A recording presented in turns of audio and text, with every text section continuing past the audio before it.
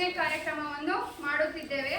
9ನೇ ತರಗತಿಯ ಮೊದಲನೇ ಅಧ್ಯಾಯವಾದಂತಹ ಸಂಖ್ಯಾ ಪದ್ಧತಿ ಎನ್ನುವ ಅಧ್ಯಾಯವನ್ನು ನಾವು ಈಗಾಗಲೇ ಅಭ್ಯಾಸ ಮಾಡಿ ಈ ಸಂಖ್ಯಾ ಪದ್ಧತಿ ಅಧ್ಯಾಯದ ಮೇಲೆ ನಾವೊಂದು ರಸಪ್ರಶ್ನೆ ಕಾರ್ಯಕ್ರಮವನ್ನು ಏರ್ಪಡಿಸಿ 4 ತಂಡಗಳನ್ನಾಗಿ ವಿಭಜಿಸಿಕೊಂಡಿದ್ದೇವೆ. ಮೊದಲನೇ ತಂಡ ಪೈಥಾಗರಸ್ ತಂಡ.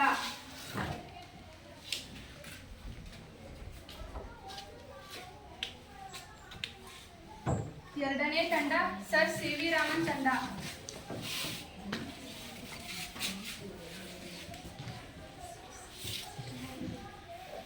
ಮೂರನೇ ತಂಡ ಸರ್ ರಾಮಾನುಜಂ ತಂಡ.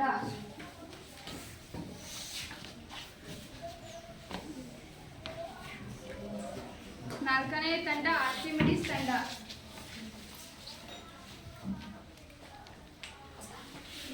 ಈ 4 ತಂಡಗಳಿಗೆ 4 ಸುತ್ತಿನಂತೆ ಪ್ರತಿ ತಂಡಕ್ಕೆ 4 ಪ್ರಶ್ನೆಯಂತೆ 4 ಸುತ್ತುಗಳನ್ನಾಗಿ ಮಾಡಲಾಗಿದೆ.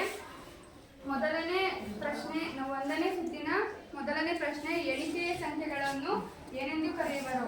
ಸ್ವಾಭಾವಿಕ ಸಂಖ್ಯೆಗಳೆಂದು ಕರೆಯುವರು. ಇದರ ಸಂಕೇತ ಹಾಗೂ ಉದಾಹರಣೆಗಳನ್ನು ಬೋರ್ಡಿನಲ್ಲಿ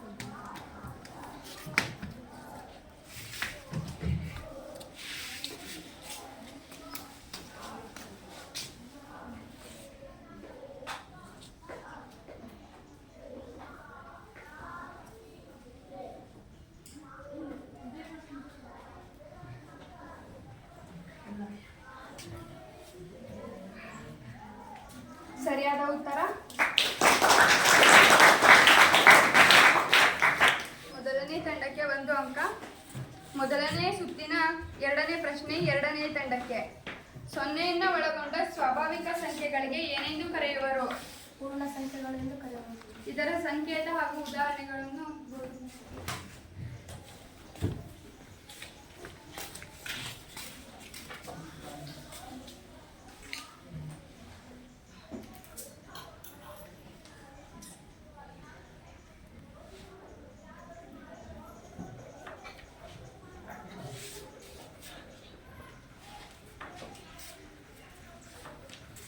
ಸರಿಯಾದ ಉತ್ತರ 2ನೇ ತಂಡಕ್ಕೆ 1 ಅಂಕ. 1ನೇ ಸುತ್ತಿನ 3ನೇ ಪ್ರಶ್ನೆ 3ನೇ ತಂಡಕ್ಕೆ ಪೂರ್ಣಾಂಕಗಳು ಎಂದರೇನು? 0 ಹಾಗೂ ಋಣ ಮತ್ತು ಧನ ಮತ್ತು ಋಣ ಸಂಖ್ಯೆಗಳನ್ನು ಪೂರ್ಣಾಂಕಗಳು ಎನ್ನುವರು. ಸಂಕೇತ ಹಾಗೂ ಉದಾಹರಣೆಗಳನ್ನು ಬೋಧನೆ ಮಾಡಿ.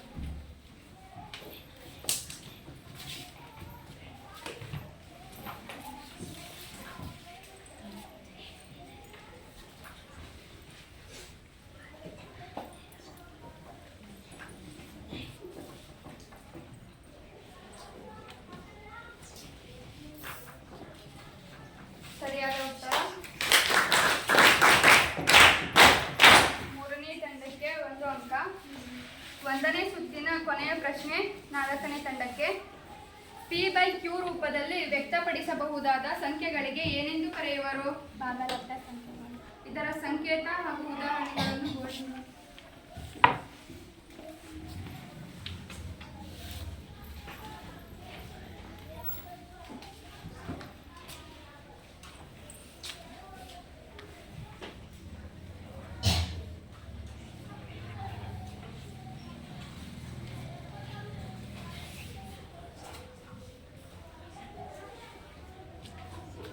ಸರಿಯಾದ ಉತ್ತರ ಮೊದಲನೇ ತಂಡದಲ್ಲಿ 4 ತಂಡಗಳು ಸಮವಾದ ಅಂಕಗಳನ್ನು ಗಳಿಸಿಕೊಂಡಿದ್ದಾರೆ. ನಂತರ 2ನೇ ಸುತ್ತಿನ ಮೊದಲನೇ ಪ್ರಶ್ನೆ ಪೈಥಾಗರಸ್ ತಂಡಕ್ಕೆ ಅಭಾಗಲಬ್ಧ ಸಂಖ್ಯೆಗಳು ಎಂದರೇನು? P/Q ರೂಪದಲ್ಲಿ ವ್ಯಕ್ತಪಡಿಸಲು ಸಾಧ್ಯವಿಲ್ಲದ ಸಂಖ್ಯೆಗಳನ್ನು ಅಭಾಗಲಬ್ಧ ಸಂಖ್ಯೆಗಳು ಎನ್ನುವರು. ಇದರ ಸಂಕೇತ ಹಾಗೂ ಉದಾಹರಣೆಗಳನ್ನು ಬೋರ್ಡಿನಲ್ಲಿ ಬರೆಯಬೇಕು.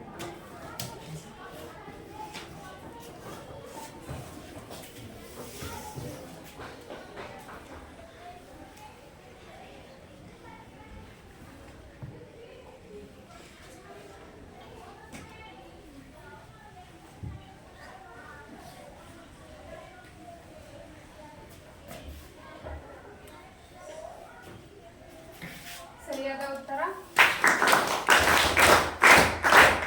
ಎರಡನೇ ಸುತ್ತಿನ ಮೊದಲ ಪ್ರಶ್ನೆ 1 ಅಂಕಗಳನ್ನು ಗಳಿಸಿಕೊಂಡಿದ್ದಾರೆ. ಈಗ ಎರಡನೇ ಸುತ್ತಿನ ಎರಡನೇ ಪ್ರಶ್ನೆ. ಭಾಗಲಬ್ಧ ಮತ್ತು ಅಭಾಗಲಬ್ಧ ಸಂಖ್ಯೆಗಳನ್ನು ಒಟ್ಟಾಗಿ ಏನೆಂದು ಕರೆಯುವರು? ವಾಸ್ತವ ಸಂಖ್ಯೆಗಳು ಆ ಸಂಕೇತವನ್ನು ಸೂಚಿಸುವರು. ಯಾವ ಸಂಕೇತದಿಂದ ಸೂಚಿಸುವರು? ಆ ಸಂಕೇತದಿಂದ ಸೂಚಿಸುವರು. ಸರಿಯಾದ ಉತ್ತರ.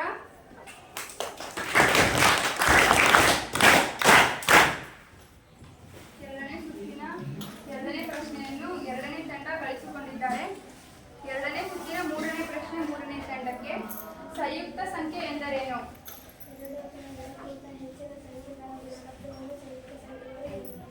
ಇದರ ಉದಾಹರಣೆಯನ್ನು ಬೋರ್ಡಿಗೆ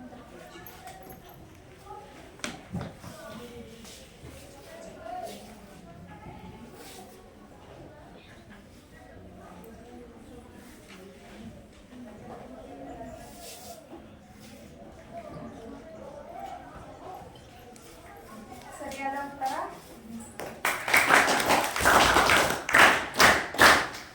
ಎರಡನೇ ಸುತ್ತಿನ ಮೂರನೇ ಪ್ರಶ್ನೆಯನ್ನು ಮೂರನೇ ತಂಡವಾದ ರಾಮಾನುಜಂ ತಂಡವು ಗಳಿಸಿಕೊಂಡಿದೆ. ಎರಡನೇ ಸುತ್ತಿನ ಕೊನೆಯ ಪ್ರಶ್ನೆ ನಾಲ್ಕನೇ ತಂಡಕ್ಕೆ. ಕೇವಲ 2 ಅಪವರ್ತನಗಳನ್ನು ಮಾತ್ರ ಹೊಂದಿರುವ ಸಂಖ್ಯೆಗಳಿಗೆ ಏನೆಂದು ಕರೆಯುವರು? ಉದಾಹರಣೆಗಳನ್ನು ನೋಡಿ.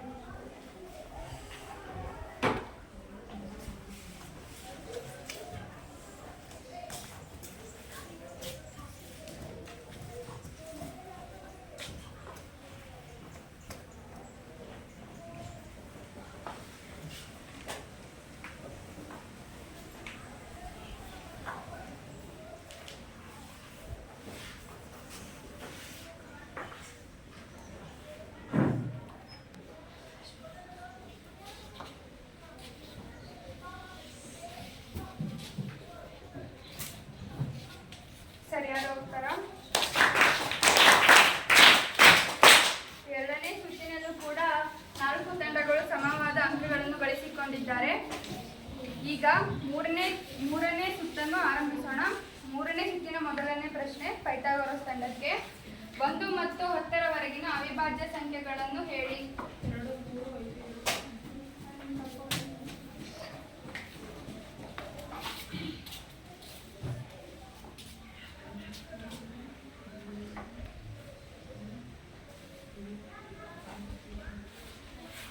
ಸರಿಯಾದ ಉತ್ತರ. ಮೂರನೇ ಸುತ್ತಿನ ಎರಡನೇ ಪ್ರಶ್ನೆ 10 ಮತ್ತು 20ರ ನಡುವಿನ ಸಂಯುಕ್ತ ಸಂಖ್ಯೆಗಳನ್ನು ಹೇಳಿ.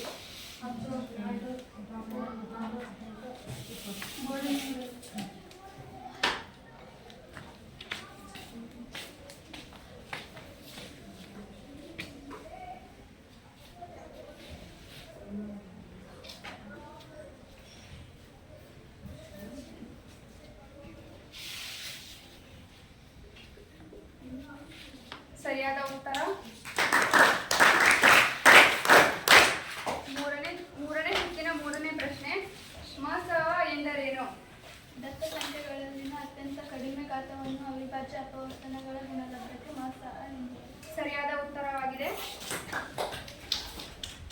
ಮೂರನೇ ಸುತ್ತಿನ ಮೂರನೇ ಪ್ರಶ್ನೆ ರಾಮಾನುಜಂ ತಂಡಕ್ಕೆ. ಮೂರನೇ ಸುತ್ತಿನ ಕೊನೆಯ ಪ್ರಶ್ನೆ 4ನೇ ತಂಡಕ್ಕೆ. 12 ಮತ್ತು 20ರ ಮಸಹ ಎಷ್ಟು?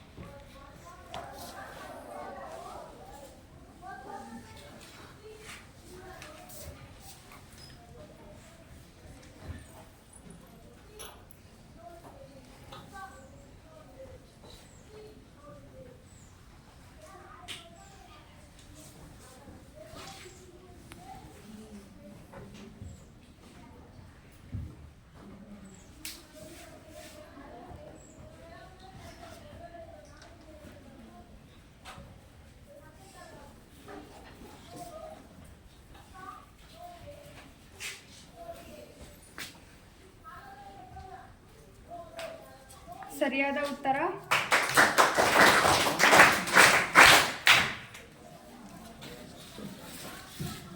ಈಗ ನಾಲ್ಕನೇ ಸುತ್ತಿನ ಮೊದಲನೇ ಪ್ರಶ್ನೆ, ಲಸಹ ಎಂದರೇನು? ದತ್ತ ಸಂಖ್ಯೆಗಳಲ್ಲಿನ ಅತ್ಯಂತ ಹೆಚ್ಚು ಗಾತ್ರವನ್ನು ಹೊಂದಿರುವ ಅವಿಭಾಜ್ಯ ಅಪವರ್ತನಗಳ ಗುಣಲಬ್ಧಕ್ಕೆ ಲಸಹ ಎನ್ನುವರು. ಸರಿಯಾದ ಉತ್ತರ.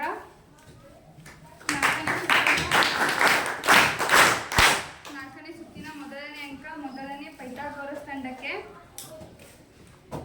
6 ಮತ್ತು 20ರ ಲಸಹ ಎಷ್ಟು?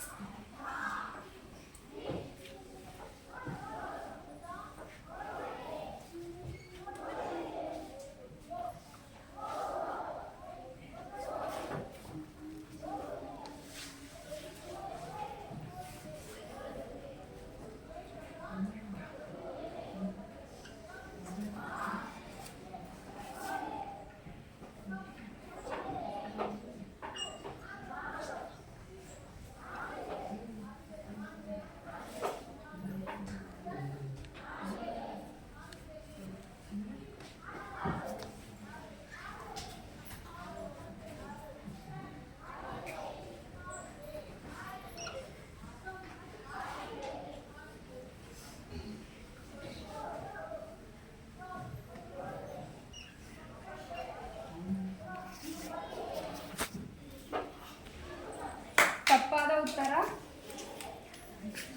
ಉತ್ತರ ತಪ್ಪಾಗಿದೆ. ಇಲ್ಲಿ ಇವಾಗ 60 ಬಂದರೆ ಅದು ಉತ್ತರ ಸರಿಯಾಗುತ್ತೆ.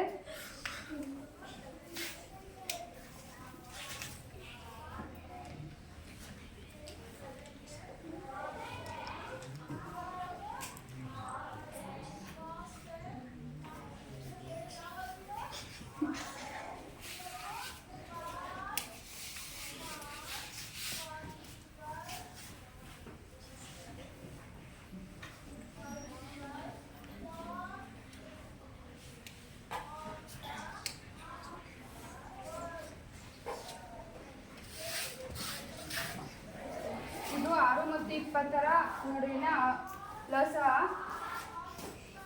ನಾಲ್ಕನೇ ಸುತ್ತಿನ ಎರಡನೇ ಪ್ರಶ್ನೆಯು ಸರ್ ಸಿ ವಿ ರಾಮನ್ ತಂಡಕ್ಕೆ ಬಂದಿಲ್ಲ. ಅವರು ತಪ್ಪಾಗಿ ಉತ್ತರ ಕೊಟ್ಟಿದ್ದಾರೆ. ಈಗ ನಾಲ್ಕನೇ ಸುತ್ತಿನ ಮೂರನೇ ಪ್ರಶ್ನೆ, 2 ಧನ ಪೂರ್ಣಾಂಕ ಮತ್ತು ಮೊಸಹ ಹಾಗೂ ಲಸಹಗಳ ನಡುವಿನ ಸಂಬಂಧವೇನು? ಆ ಸಂಕೇತವನ್ನು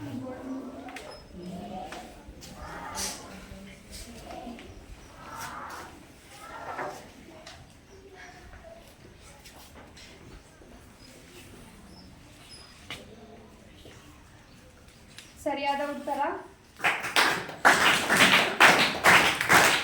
ನಾಲ್ಕನೇ ಸುತ್ತಿನ ಕೊನೆಯ ಪ್ರಶ್ನೆ ಕೊನೆಯ ತಂಡಕ್ಕೆ. 9, 12ರ ಮೊಸಹ 3 ಆದರೆ ಲಸಹ ಎಷ್ಟು? ಬೋರ್ಡಿಂಗ್ ಮೇಲೆ ಲೆಕ್ಕ ಮಾಡಿ.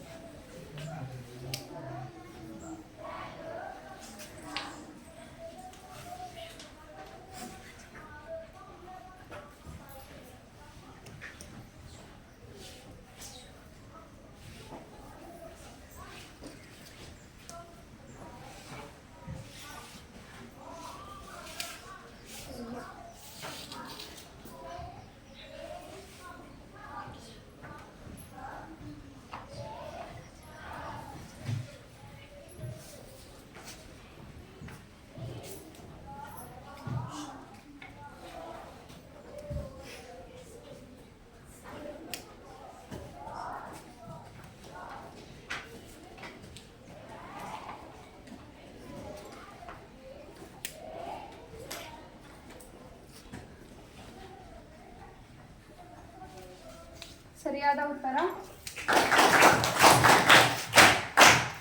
ಈಗ 4 ಸುತ್ತಗಳು ಮುಗಿದಿವೆ, ಆದರೆ ಒಂದು ಪ್ರಶ್ನೆಯು ಉಳಿದುಕೊಂಡಿದ್ರಿಂದ ನಾನೀಗ ಒಂದು ಟೈ ಬ್ರೇಕರ್ ಪ್ರಶ್ನೆಯನ್ನು ಕೇಳುತ್ತೇನೆ. ಲಸಹ ಎಂದರೆ, ನೀವು ಯಾರಿಗೆ ಆನ್ಸರ್ ಗೊತ್ತೋ ಅವರು ಕೈ ಎತ್ಬೋದು.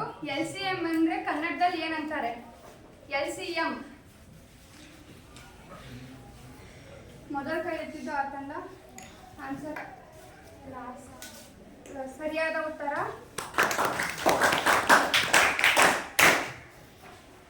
ಇನ್ನೊಂದು ಪ್ರಶ್ನೆ, HCM ಎಂದರೇನು? ಈ ತಂಡ ಸರಿಯಾದ ಉತ್ತರ.